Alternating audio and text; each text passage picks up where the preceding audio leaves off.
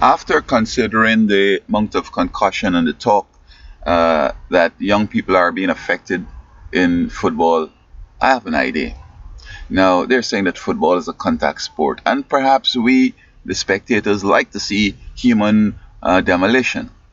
We have the boxing in cages and other things where wrestling, although it's fake, it still choreographs cruelty and inhumanity to inhumanity.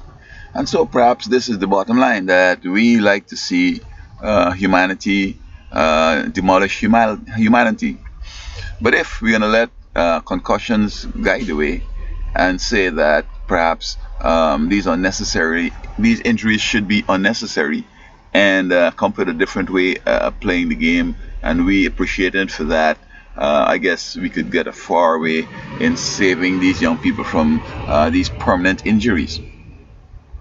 My understanding is that a concussion is a sudden stop and the brain moving forward through the fluid and hitting on the skull, and repeated hitting on that point perhaps develops into a sore, maybe it bleeds, and probably this is the concussion. This the well, the sympathetic nervous system in the unconscious mind is probably causing these concussions so as to prevent more severe injury. And what about if we should say then, this game is going to be played this way: as long as you're touched, you have to stop right there and drop the ball, as opposed to you have to demolish the guy and let him fall down and then pile up on him. I mean, it's really stupid and unnecessary. So we should play the game. You run in with the ball. As soon as somebody touches you, they don't have to hold you and stop you and all this stuff. As long as they touch you, that's it. It's a game of touch now. And I think this will save a lot of concussion, because you got to run in from an angle the brother doesn't see you coming and then hit you.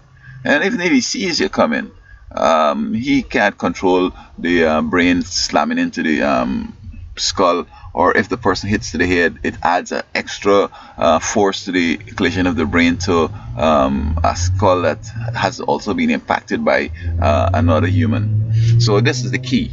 No more big demolition. It's just a simple touch. As long as it's a touch, and maybe we should have some electronics. When a person is touched, it beep, so he will know, man, you touch, you gotta stop. And maybe a light up, and maybe say yes, seeing the big flashing light on his helmet, whatever.